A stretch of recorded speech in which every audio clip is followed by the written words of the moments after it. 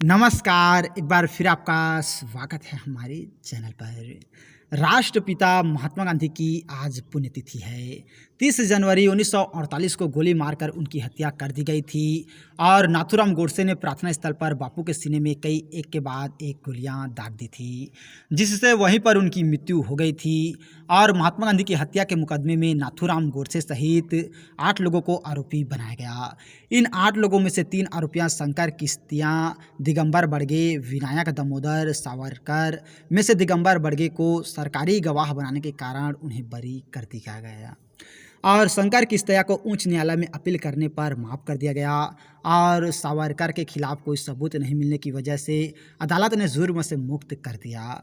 नाथूराम गोडसे व नारायण आप्टे को फांसी दे दी गई। और दोस्तों, नाथूराम ने महात्मा गांधी को क्यों मारा, आइए इसके बारे में भी जानते हैं। नाथूराम गोडसे ने 30 जनवरी 1948 को नई दिल्ली में गोली मारकर महात्मा गांधी की हत्या कर दी थी। गोडसे का मानना था कि भारत विभाजन के समय गांधी ने भारत और पाकिस्तान के मुसलमानों के पक्ष का समर्थन किया था, जबकि हिंदुओं पर हो रहे अत्याचार पर अपनी आंखें मूंद ली थी।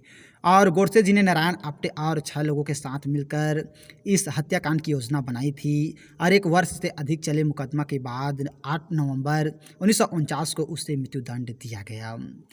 और दोस्तों, कैसे नाथूराम ने बनाई थी बापू को मारने की योजना, आइए इसके बारे में जानते हैं। 30 जनवरी 1948 को दिल्ली के बिड़ला हाउस में रोज़ की तरह चहल पहल थी। शाम को 5 बजकर कुछ मिनट हुए थे, तभी महात्मा गांधी रोज़ की तरह बिड़ला हाउस के प्रार्थना स्थल पहुँचे। उनका एक हाथ आभा बेन तो दूसरा हाथ मन्नू बेन के कंधे पर था और उस दिन गांधी जी को वहां आने में थोड़ी देर हो गई थी।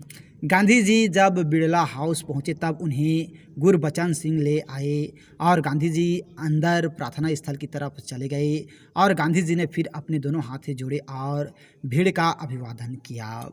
तभी भीड़ में से एक व्यक्ति निकलकर गांधी जी के सामने आया और उसका नाम नाथूराम गोडसे था। नाथूराम जी ने दोनों हाथ जोड़कर रखे थे और हाथों के बीच में रिवॉल्वर छिपा रखी थी। कुछ ही सेकंड में नाथूराम ने रिवॉल्वर तानी और एक के बाद एक 3 गोलियां गांधी जी पर चला दी। गांधी जी के मुंह से हे राम निकला और वे जमीन पर गिर पड़े। और दोस्तों, सरदार पटेल से नहीं हो सकी आखिरी मुलाकात, आइए इसके बारे में भी बात करते हैं। देश को आज़ाद हुए अभी महज 5 महीने ही बीते थे कि मीडिया में पंडित नेहरू और सरदार पटेल के बीच मतभेदों की खबर आने लगी। महात्मा गांधी ऐसी खबरें सामने आने से बेहद दुखी थे और वे इसका जवाब देना चाहते थे। वहाँ तो तक ठीक था, लेकिन चाहते थे कि वे स्वयं सरदार पटेल को इस्तीफा देने को कह दे ताकि नेहरू ही सरकार का पूरा कामकाज देखे, लेकिन ऐसा नहीं हो सका।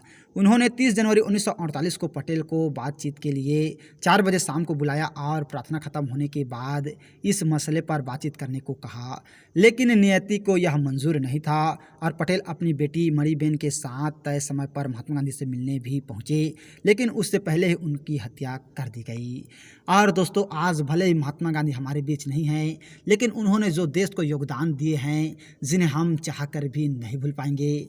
तो हम लोगों की तरफ से महात्मा गांधी जी को भावपूर्ण श्रद्धांजलि, और वे जहाँ भी रहें खुश रहें, आबाद रहें, हम लोगों की यही दुआ है। तो और इसी तरह की जानकारी के लिए अगर अभी तक आप लोगों ने हमारे चैनल को सब्सक्राइब नहीं किया है तो प्लीज़ दोस्तों हमारा चैनल ज़रूर सब्सक्राइब कीजिएगा और वीडियो को अभी तक लाइक नहीं किए हैं तो लाइक कीजिएगा, शेयर कीजिएगा। थैंक यू दोस्तों हमारी वीडियो वॉचिंग करने के लिए।